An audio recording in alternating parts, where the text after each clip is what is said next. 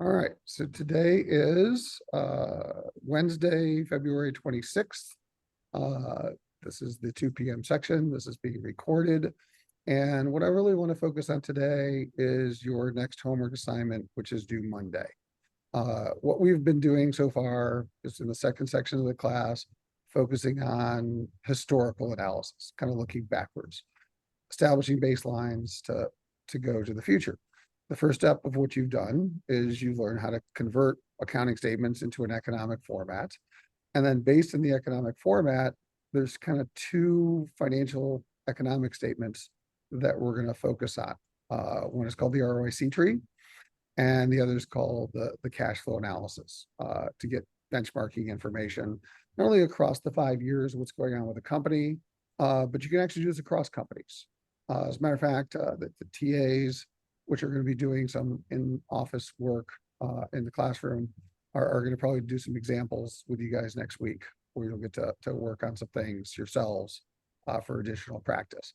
And when you do your second group project, you'll make a presentation basically on what you're doing here as assignment. So the two statements, as I said, is we kind of go through the drivers. The first one is going to be, once we convert the statements, we're going to look at something called an ROIC tree.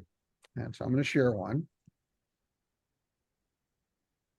And I'm going to show you one for a company called Intel.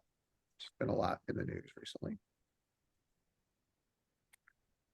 And what this should show is everything we kind of need to do the economic analysis. I've kind of helped even more specifically cut some graphics around it, because you're going to do two levels of analysis, right? So this is called an ROIC tree, based on operating ROIC. Just as an acronym, if you look on the left here, it says end of year ROIC. EOI stands for end of year, which means your end of your fiscal year. For most companies, December. And it's got 5 years of historical data. And then all this is the tree. And then under here, I added the revenue growth rate. It's growth, ROIC, two of the key drivers of valuation. And so the first part of your assignment is really to focus on the following question. Why did a company's ROIC change over that 5-year period of time? Okay. But I'm going to call this the training wheels, because it's not, we're going to ignore the intervening years. But for the first assignment, it's most important you get beginning and end. Starting with your second assignment around this and your group project, we care about all 5 years. Okay. But in explaining the tree, the way to look at this is that in the year 2019, Intel had an ROIC of 28.2%. In 2023, that ROIC fell to 0.1%, basically breaking even. So why? What happened? Particularly here between 21 and 22, it got much worse. 3 drivers of ROIC. Always 3 drivers, any company, whatever they do. Okay. And those are what we're going to call the first level of analysis. We're trying to explain the changes in ROIC using these drivers. The first driver right here, it's called the tax rate. Okay. So in 2019, Intel paid 12.5% on average in tax rate. In 2023, they didn't pay any tax rate because they were losing money. So essentially, the question is, did that help or hurt? Kind of going from right to left, the previous number, did it help or hurt the ROIC? Well, if you go from paying 12.5% to no taxes, that's going to be favorable to the ROIC. Okay. Now, what some students have actually done is they've used some color coding, like green out some of the boxes, red out some of the boxes to help them. But the whole point is, of the drivers, the first driver is helping them improve their ROIC. Now, the ROIC didn't improve, but it should at least be favorable to the ROIC. And that's what you're going to need to say in your papers. And you have to use numbers when you say it. You can't just say Intel's ROIC got worse. You have to say Intel ROIC went from 28.2 to 0.1. The tax rate, because it went from 12.5 to 0. That should have helped the ROIC. Now, if you take out the impact of taxes, we then have what's called the pre-tax ROIC. This is the performance of the operations of the business itself, key driver, right? 2019, their pre-tax ROIC was 32.3%. Again, by 2023, fell to 0.1% as well. Okay, so something happened to their pre-tax business. Something's going wrong here. Right? And again, pre-tax ROIC is based over here, and you see it's based on your EBIT. Right, so it's not profit before tax. So I know number one, the ROIC went down after tax. Number two, I now know that the tax rate, 12.5 to 0, was favorable to that, but didn't seem to offset the fact that the number three, pre-tax ROIC went from 32.3 to 0.1. So the other part of the second level of drivers is we have drivers 2 and 3. So these two drivers over here, margin times invested capital sales equals that driver. So these two things equal that. Down here, I gave you the formulas. I can actually kind of see them right there. So we're about to talk about. So why did this pre-tax ROIC go down? Well, in 2019, the margin, operating margin at Intel was 31%. In 2023, it fell essentially to 0. That's a big reason why the pre-tax ROIC went down. They stopped making money, right? And then driver number 3, invested capital sales. This is basically how much do you have to spend to generate $1 of revenue? That's the question you're trying to ask them. So the operating margin, which is how much do you make when you sell something, right? Well, how much do you make when you sell something? They used to make 30 cents a chip. Now they're making nothing a chip, right? Invested capital sales. In 2019, to drive $1 of revenue, Intel on their balance sheet had invested essentially 95 cents, 94.9 cents. To sell the same $1 of revenue in 2023, Intel is now spending $1.90. Is that better or worse? Chat it out, or you can say it out. Is 94.9 better, or is 190.1 better? It's how much I spend in capital to drive $1 sales. Do you think about that number higher or lower?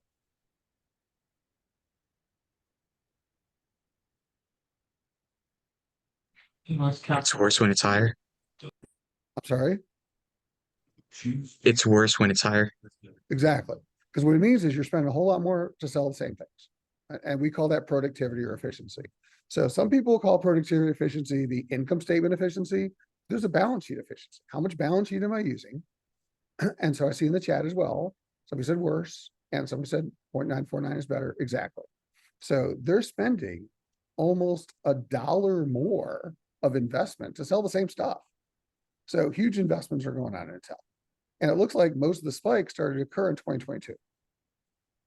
Okay, so if you think about the 3 drivers, driver 2, which is a big one, margin, went to 0. That's killing their ROIC. Driver 3, spending now $1.90 versus 95 cents to sell the same stuff. Those two were both very unfavorable to them.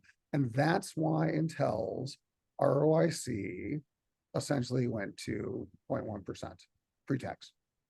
So again, when you're going through the tree, I need you to use numbers, but the things on the right explain the things to the left. Okay, but we're working from left to right, but essentially you're trying to explain the thing below. So when you're at after-tax ROIC, how did the tax rate affect that? When you're at pre-tax ROIC, how did these two affect that? This whole analysis is called first level analysis. That's what's going to be required going forward in all the companies. I mean, it's besides the fact that this is startling for a company as good as Intel was, like questions about the mechanics of what we just did. Because this is what you're going to be writing your papers for your next homework assignment. All right, once you do that, then you'll go to what we call the second level analysis. Okay, in the second level analysis, which again I've kind of highlighted here, just to try and show you the difference between the two, which is, by the way, this is an experiment. In the last year, I didn't put all these lines around it. I was like, figure it out. But I thought it might be more helpful to kind of structure this for you guys. So for the second level analysis, what you're trying to explain is the drivers above. So for example, what drives operating margin? Why to go from 36 to 0.2? These three drivers of the second level are the P&L. And so basically it's the P&L that's going to drive your EBIT. So three things off the P&L. I'm getting some feedback from somebody. If you can all mute yourself, sorry. For the second level analysis, gross margin, right? Price minus cost of goods sold, minus your SG&A, right? Minus your depreciation equals your EBIT margin. So this minus this minus this is that, right? And again, formulas are over here, right? So what we're trying to do is explain why did this go from 30.6 to 0.2, right? Or 0.002. So this is the second level analysis. Number one, was it the gross margin? Well, in 2019, Intel's gross margin was 58.6%. Well, now it's 40%. Well, they're making essentially 19 cents less, 19 percentage points less when they sell a chip. So the margins of their chips have compressed dramatically. Whether it's their cost went up or price went down, it's probably the price going down. It's really squeezing their profit. And that's a big reason why the operating margin went down. Driver number two of the second level is the SG&A, selling general administrative overhead expense. In 2019, they were spending about 8.8 cents per dollar on SG&A. Now they're spending 10.4 cents per dollar on SG&A. Well, that's unfavorable by about 1.6 cents. So they're getting a lot much lower gross margin and a lot less SG&A because they have to spend more, squeezing that EBIT margin. And then what happened in depreciation? They used to spend in 2019 12.8 cents per dollar in depreciation. Now they're spending 14.5 cents per dollar in depreciation, which again is unfavorable. So all three of the second level drivers are unfavorable to their operating margin. And that's what you would say. But what I also want you to do is think about which one's the most important. And the most important is the gross margin. Like that's the real hit. That should jump out at you because that went from 58.6 to 40.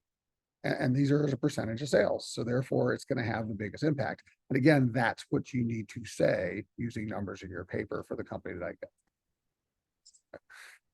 We'll then look, and before I go, pause, questions, make sense? Yes. So chat.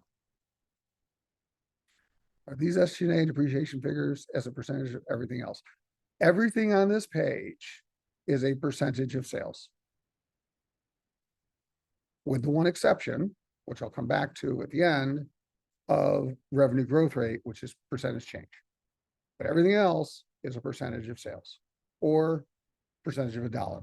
So percentage is dollars, same thing, basically. It's a good question. All right, so now let's talk about the second level driver for the balance sheet. Why did that invested capital sales here get so much worse from 94.9 to $1.90? What are they spending it on? Well, two primary things in this example, and then we're going to add a third later, but I'm keeping it simple. But invested capital, as you know, because you just did converted statements, is working capital, right? So operating working capital of UWC. And I'm just going to take as a percentage of revenue, primarily receivables, payables, inventory, right? The net of that. We'll add operating cash and some other things, but those are the big drivers. So in 2019, to generate $1 of revenue, Intel spent 17 cents on working capital, 17.1 cents. In 2023, to have $1 of revenue, they needed 11 cents of working capital. Well, that is favorable. They're using essentially 6 cents per dollar less to fund their working capital. That should be helping the invested capital sales and keeping the number lower, right? So if you really think about what happened to Intel, sorry, one of my AirPods fell out. Can you still hear me? Is the PP&E to sales, right? So in 2019, property, plant, equipment, PP&E, they had spent cumulatively 77.8 cents per dollar on PP&E. In 2023, they had spent $1.79 per dollar cumulatively on PP&E. Well, again, we've already decided invested capital sales higher is worse. So this is much worse. They're now spending essentially what's 78, about $1.01 more on PP&E per dollar of sales in 2023 than they did in 2018. So if you really want to see what's cranking up the invested capital sales, it's that. So once you kind of establish that, I summarize. All right, so we're working left to right, and then when we're finally done, we summarize right to left. So in summary, the drop in gross margin primarily from 2019 to 23 of 58.6 to 40, combined with the major expansion of PP&E to sales from 78 to $1.79 over the same period of time, was the primary reason that the operating margin went to zero and the invested capital sales spiked from 94.9 to $1.90. And that combined is the primary reason that the pre-tax ROIC went from 32 to essentially zero. And despite the fact that they are not paying taxes, that at this point didn't really matter that much. The overall after-tax ROIC went from 28 to 0.1. If I were writing this out, that's what that transcript would say. That is called an ROIC tree analysis.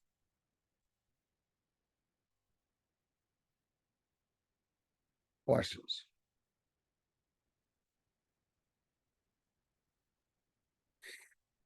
All right, so finally, once we've got explained the tree, the other thing that's down here is revenue growth rate. So while this is happening, as the ROIC was going from 28.2 to 0.1, revenue, there's 5 years worth of data here, so there's 4 years of growth rates, their growth rate got worse. So they're making less money and they're slowing their growth. In 2020, they were growing at 8% a year. By 2023, they're shrinking 14% a year after shrinking 20% the previous year. So if you really want to know like why Intel has been struggling in the marketplace, these are the numbers. Like these are real numbers going through 23 and they're just about to report 24. But the whole point is they're seeing a drop in sales, tremendous drop in margin. Well, they're spending a lot of money. And that's been the frustration that's been going on with Intel. ROIC tree analysis.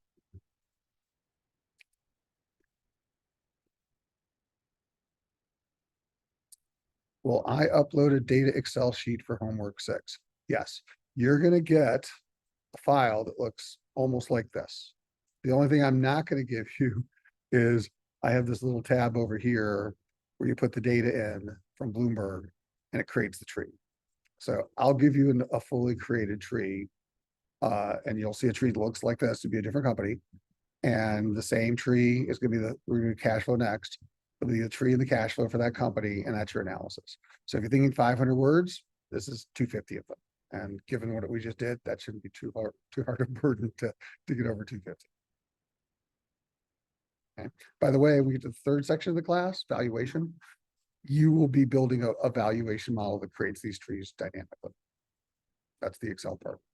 For now, we're not there yet, so I'll give you the trees. Any other questions before we move on to the cash flows?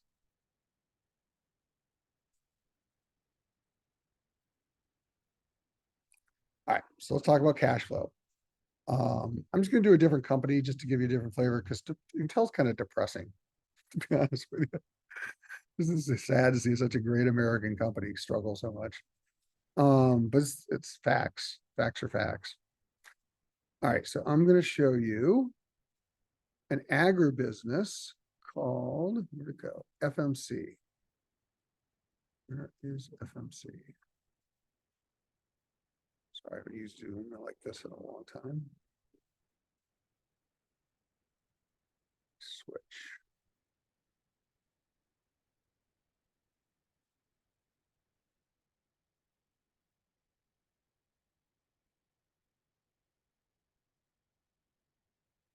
Here it is. So statement number 2, historical, is called the CFI, cash flow available to investors. The one that I know you guys were thrilled with the conversion. So working off of 5 years of historical CFI. This is 5 years of historical CFI using their actual financial data, right? Which again, we'll get into in the third section of the class. For now, I'll just give you the whole CFI converted and balanced, right? And the only additional column besides the 5 years of data is over here which is called the total column, which literally sums up the previous 5 years, right? So these are all in dollars or euros, whatever the home currency of the company is. These are in dollars. And then there's 2 percentages, which we'll talk through as we go through, but everything else is dollars, just summed up over the 5 years. Again, for homework 6, I think is the next one. All I'm going to care about is you focusing on the total, right? However, after we go through the training wheel assignment, we care about all 5 years. So eventually you're gonna be writing about all 5 years. We talk about all 5 years, just like the ROIC tree. Right now, we're just going to focus on the end as we're getting familiar with these statements. All right. When you do a CFI analysis, you always start here at free cash flow. That is where you will start every single time. This is the operating cash flow part of the firm.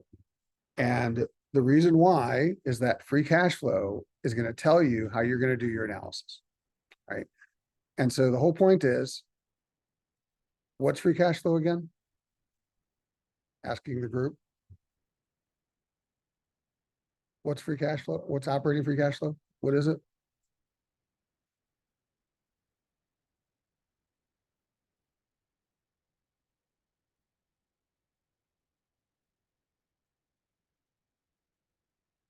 Type in the text, shout it out.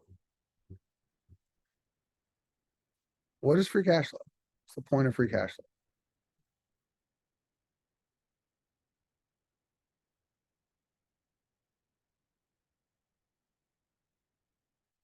It's the cash left over after paying operating costs. Pretty close. So our definition we're using, the more formal one, the Miller one, is it's the profit after reinvestment. Okay. So when you say cash left over paying operating costs, that's kind of the profit, which we'll call the gross cash flow. Remember when you convert the statements, but there's a gross investment. So basically gross cash flow, cash from the income statement minus gross investment, cash, put it back to the balance sheet. Exactly. It's somebody just said, thanks, Connor. Like what's left is what you could pay to the investors. That's why it's such a critical number, because you're worth the sum of your future free cash flows. It's going to be very important evaluation.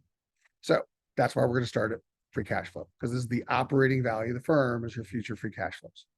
So starting there, FMC, agribusiness, 4,956.4 million of free cash flow over 5 years.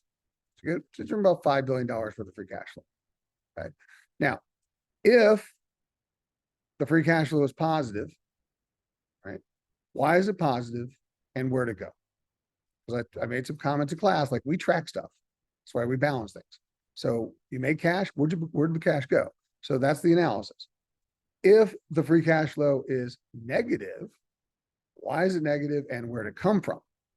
And that's why I said this is why it's important to start your analysis here, because if you have positive free cash flow, then you're going to be looking at the other sections of the CFI to say, cash went out there, where to go? Did it go into non-operating? Did it go into debt? Did it go into equity? If you see a negative free cash flow, it's going to come from one of those resources. Where did they fund the deficit? Did they fund it from non-operating? Did they fund it from debt? Did they fund it from equity? And it should become very clear as you start to see these statements. So that's why free cash flow is where we start, and it's very telling as to how you're going to do analysis. So since they're about 5 billion positive, let's talk about why it's 5 billion positive. Well, over 5 years, cash from the income statement, they generated 6,761 million cumulative operating gross cash flow from the income statement. So they're making money consistently. And you can see from column C to column G, it's been growing over time. Agribusiness has been booming during that period. So they got 6.7 billion coming in from the income statement. And then gross investment right here, they put, of the 6.7 billion, they put 1.519 billion cumulatively of gross investment back into the balance sheet. What's the investment? Back to the ROIC tree. Investment in working capital, 981.7 million. They did capital expenditures, building their PP&E of another 537.4. The combined, they put $1.5 billion back in. That left them, before they do acquisitions, 5.2 billion, 5241.9 first percentage. That represents the $1.5 billion divided by the 6.7, they've averaged a 22% reinvestment rate. So we know over the last 5 years, the reinvestment rate for FMC is about 22%. Pop quiz, what's been their payout rate? What's the theoretical payout rate? If the reinvestment rate's 22, what's the theoretical payout rate that they could pay out?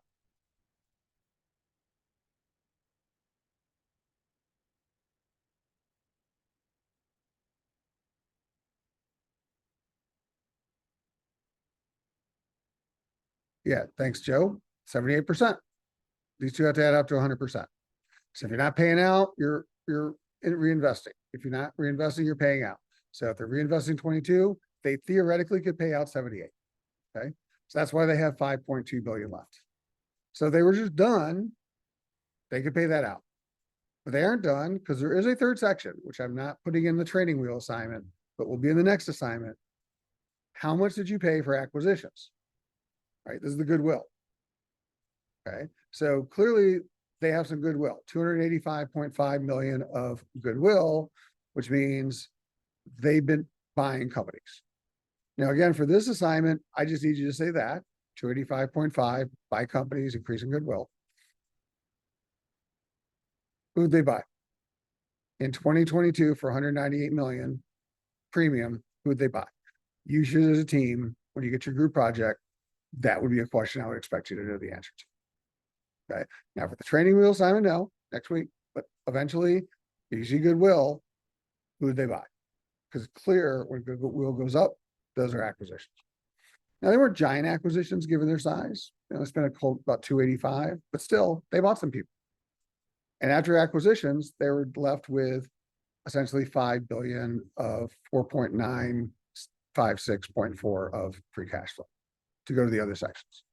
So this is the start of your paper, using numbers, focusing on that column, covering every one of those items. Questions?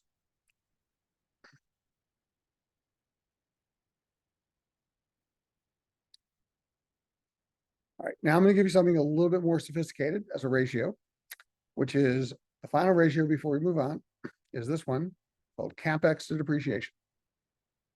Okay.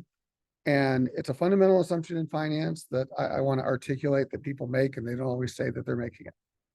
Here's the idea. Depreciation, theoretically, is supposed to represent how much is wearing out of what you bought. Right. So if you buy something that's going to last 10 years, straight line, 10% of it wears out every year. That's your depreciation. Right. So there's an assumption that if 10% is wearing out, then I need to put 10% back in to tread water.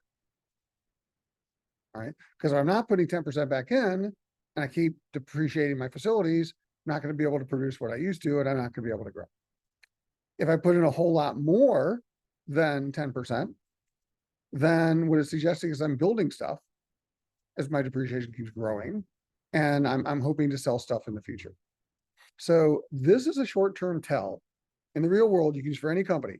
Look at the ratio of CapEx to depreciation, right? Because when you see high CapEx to depreciation, high CapEx relative to what's wearing out, that's a suggestion the next 12 to 18 months are probably building some things, and people don't just build things for the heck of it, which means they're signaling growth. When you're only spending 64% of your depreciation on average, that's not a growth signal. That's basically saying I'm replacing 64% of what's wearing out historically. So either I had a bunch of excess capacity I never needed to use, or I don't expect to grow. Right. So that's the other ratio that you're going to talk about, is the ratio of CapEx depreciation. Proxy, but it's a good signaling effect. And so I'm just telling you, when companies announce big CapEx plans, like, for example, Apple, you know, I know part of it was political, but just said, I'm going to spend $500 billion in data centers in Houston and a couple of other places and $1 billion in Indonesia. They expect to sell more stuff.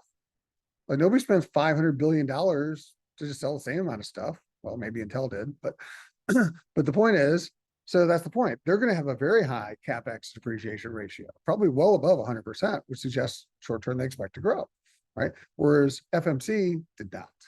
So FMC is, yes, making a lot more money, but they're also kind of letting the business kind of attrit a little. So just as we start thinking as analysts. Does that make sense to everybody? Questions? Follow that? All right, which leads down here. All right, we got back to free cash flow. Got $5 billion of free cash flow. What did we do with the cash? All right, now you're going to not see this section. So summarizing here, you're going to see the actual CFI. All right. So the first part of the CFI was the free cash flow. As we know, second part of the CFI is the non-operating cash flow. So now we're going to say what happened in the non-operating section, right? So that's this column right here, non-operating, starting right here. Well, part of the non-operating cash flow is they spent $117 million losing money on FX. That's negative to your CFI, right? They basically had an extraordinary loss of 355 million. That's negative to your CFI. They had 136.7 million increase in excess cash, which is negative to the CFI, but they're at least putting a little cash in the bank. That's what that negative means there. And they bought 1.6 billion, 1,592.3 of non-operating assets. Okay. So all of those are reducing the cash flow that you can pay out to your investors. So how did we get from 49.56 to 27.53? That's where that money went. It went $1.6 billion buying non-operating assets, 360 million losing money on affiliates, right? And sorry, and non-extraordinary gain losses, and 117 million on some bad currency swings that were unfavorable. But nonetheless, it reduced, all those reduced the cash flow available to investors to 2,755.3 million. That's how you get to CFI. Questions? All right, now we go to the threes and the fours. CFI's got a balance. So actually, why is this not balancing? Ignore the not balance check. I didn't check that. But basically, where did the 2.7 billion go?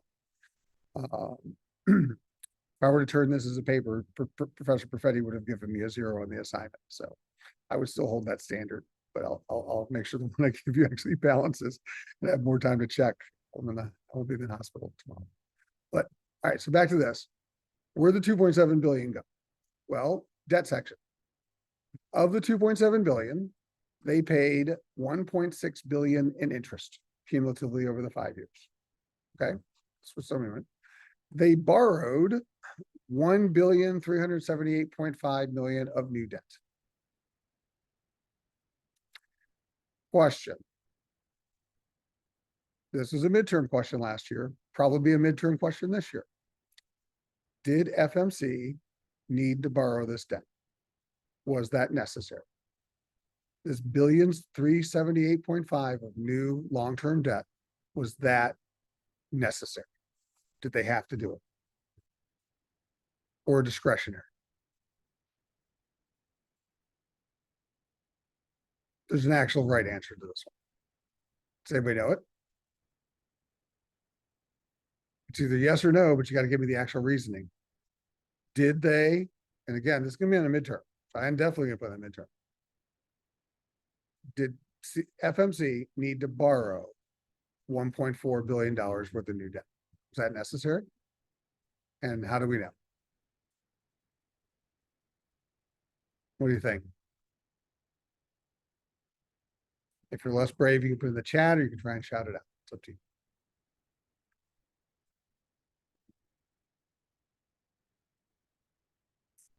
I'll give you everything you know to answer the question is on this screen.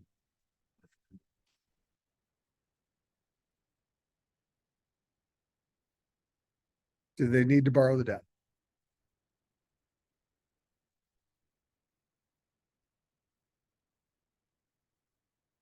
No, because they have enough cash to cover.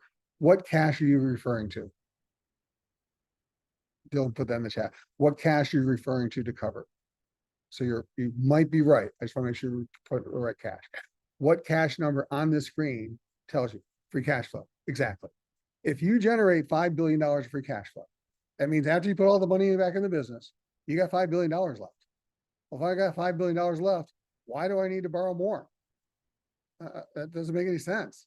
So we already know that this debt was discretionary. So good catch, Dylan. That's exactly right. And that's the point. I want to come back to why in just a minute, but we already know there's going to be a why. And we already know that they really didn't need to do it because they made enough money to pay for all their CapEx because they didn't do a whole heck of a lot of it. So what happened? Keep going. Retirement cost them 22.8 to fund the employees. Minority shareholders, they gave them $4 million minority interest. And they also decreased their minority shares in their balance sheet by about 67 million. So, okay, they use a little cash there. But here's the key. Down here in the equity section, and I think, is it Sakeeth or Saketh? You're onto it. Let's get down to the equity section. Over the 5 years, they paid $1.2 billion worth of dividends cumulatively. And over the 5 years, they repurchased 500 million, 300 million more of shares. So that's about 1.5, 1.6 billion dollars of cash to the shareholders. Well, if I'm going to give $1 billion to the $1.6 billion to the shareholders and $1.6 billion, God, my other earpod fell out. Can you hear me on regular audio? Okay, sorry. Yes. If you're going to pay $1.6 billion in interest and another $1.6 billion, round off, 3.2 billion to get cumulatively in the shareholders. So I'm giving 3 billion to my debt and equity holders. How do I give them 3 billion if I only have 2.7 billion of CFI? So I got 2.7 CFI is what I can finally pay out after non-operating. I got 2.7 left, and I need to give them 3.2. How do I do it? Right there. That debt financed, not CapEx, not working capital. That debt financed the dividend. So they borrowed money to pay that dividend over the last 5 years. Now, don't get me wrong, as I'm an investor, cash is king. I like getting cash. Right? It's hard currency, take that, do whatever I want with it. That's why I invest in companies. But at the end of the day, think about sustainability. Okay. Is that level of payout sustainable, given the other things that are going on? At some point, the banks are going to either raise your rates or they're going to stop lending you money to pay out dividends. But and that's what a lot of companies do. Sometimes they'll pay out these big stock buybacks and they'll borrow a bunch of money to do it. That's kind of one time, right? Versus the company that generates a lot of free cash flow and pays out the free cash flow. Well, that's recurring. So you give me a big stock buyback out of your free cash flow, I think that could happen again. You give me a big stock buyback or dividend increase because you borrowed a bunch of bank debt, I can't count on that as a perpetuity. Like that's probably a one-time thing. So again, the investors will start treating that differently in terms of the impact on the stock price, the valuation. Again, a little bit more advanced, but you can kind of see that on the CFI statement. So that's the CFI analysis. And again, this is an invalid model. No invalid model will ever be rated this class. Again, I'm taking a professor's exception given my circumstance. But same thing, I screwed up. So I would get a 0 on my assignment no matter how many words I did. And the TAs are pretty tough about that. So regardless, you're not going to balance this one, but I will give you a balance statement for your homework section. But that's called the CFI. So we have our ROIC tree. We got our CFI, 500 words for this assignment for the CFI, focusing on the totals. Kind of walk you through in the way we just did. Starting with homework 7, you're going to repeat, but then you're going to care about these intervening years. I'll talk more about that next week. Questions, comments about any of this? Make sense? Need to go over anything again? Professor, I was Yep. just wondering for this assignment, we don't need to do any research, No. right? We just, You don't, for okay, this assignment, you actually do not need to be in the Bloomberg lab. And that was intentional, whether what happened or not. And we're gonna give you these statements. And the whole point is I want you to get familiar with them. And I want you to understand the analytics as a financial analyst for them. But building the next section of the class, which is heavy Excel, we're gonna start modeling out real world companies in Excel and forecasting them. And to do that, this will help as a foundation to help us do that and understand the drivers of the valuations of the companies going forward. Because these drivers, whether we're looking backwards or forward, are the same drivers. They're always the same drivers. It's the drivers of cash flow, right? And ROIC, if you remember, is a proxy for cash flow. So I didn't pick the same company just because Intel is too depressing, but you'll start to see if the ROIC tree goes really bad, the CFI is probably going to go really bad. And if the CFI is going really well, the ROIC is probably getting better because they're linked, right? Just one's in percentages, the other's in dollars. Eventually, we're going to care about the dollars for valuation, DCF. But again, back to where we're going today, keeping it simple, you don't need Bloomberg. But section 3 of the class, you're going to go get the data for whatever company I say. You're going to create the model. You're going to create the trees. You're going to do it all yourself. So we're getting there. Not yet. So another hand. Yes, Professor. Sorry to bring you back, but I have a question about homework 5. Correction. So, yes. So, up here on the video, Mhm. for the criteria on the EQS screening, Yeah. it says you've used latest year for the growth over 15%. Yeah. But the assignment tells us to leave it as default, and default is latest quarter. I just wanted to know to clear up the. Thank you. So thank you for flagging that. Because I wasn't there to clarify it live, I'll point out to the TAs what you just said and tell them that if you did it either way, that would be acceptable. Usually we like to do it the same way, so it's easy to grade because it's like everybody got the same answer, they didn't. But given the circumstance, I think that's a reasonable, clarification you just made, so that will be acceptable. But the real question is, were you guys able to do the custom ROIC formula? Also, Okay, because that's the key, because going forward, we're going to start using that operating ROIC, because you'll notice the tree that I just showed you is an operating ROIC tree. It's not the traditional tree. So we're kind of shifting in the class to operating ROIC going forward. So it'll just help you that Bloomberg crunches it for you correctly when you start pulling up for companies to use in assignments. That was the real point of the EQS exercise, to get that formula right. So just check your formula with the TA as well. Check. Thanks so much. My operating ROIC, was that the same regardless of the growth rate, more so than the screen?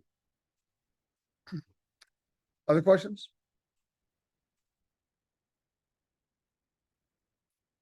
All right, so here is the tentative plan. So right now what I'm thinking is that homework 6 is due Monday. I'm going to make it due 5 p.m. I'm going to change the time just because the nature of the class has changed. On Monday or Wednesday, I'm going to give the TAs some companies in this format to benchmark, meaning this is also useful for benchmark. So if you put two companies side by side, like let's say we have Intel and NVIDIA side by side, then we're like, oh, what happened to NVIDIA over 5 years? What happened to Intel over 5 years? And how is Intel doing versus NVIDIA over 5 years using these numbers? And I figured it'd be a good in-class exercise, right? And so the TAs have stepped up and they said that once a week they will come to College Park to work with you. So part of what we're going to do is one of the days, because we still have the lab, thank God, is you'll use the lab to get your Bloomberg data, which we're going to go back to pretty quick. And the last thing I'm going to do is I will post screenshots later today of just where you stand in the trading challenge, which is also we're getting kind of deep into it, just so you can kind of get a sense of where you are. I'm not going to do it right now, but and then the others, when TAs are there, give you like working practical applications of what we're doing. And they're also going to be holding office hours in addition to that. And because again, the nature of the class, any TA, any office hours, same thing, even if you need to go to a different section time when they're doing some in-person stuff. You guys have now great flexibility because unfortunately my involvement is now online for the rest of the semester. But we're gonna at least do one a week. It will be next Wednesday. I'll try and give you a little bit more advanced notice as to when it is, but probably, 12:30, 2 o'clock section is likely to be the section. It probably won't be the 11 a.m. next week. Any other questions before we wrap up today? All right, guys. Again, I do if you have, need- go ahead. sorry, I do have one question. So I was looking at the assignment and right now, doesn't for have a homework, it doesn't mention, a company yet. It just says, TBD. in Correct. that, section. So sometime soon, probably tonight, I'm gonna put in the company. I haven't figured out who I'm gonna choose yet. But I'm gonna pick a company, give you the same CFI and ROIC tree for that company. And those will be the screenshots. They'll be added to the assignment. I'll make an announcement when it's available. Again, I'm gonna make it due Monday. I'm gonna switch it to 5 p.m. And I'm gonna switch the cadence for all future assignments that are on Monday to 5 p.m. versus 10 a.m. Just give you a little bit more time and flexibility. Okay, thank you. Anything else? Again, thank you for taking the time to show up today. This has been recorded. I'm going to turn off the recording and sign off. And I will be posting this as well as a video for you to see. Have a great day, guys. Thank you. Get better. Appreciate it. Bye-bye. Thank you.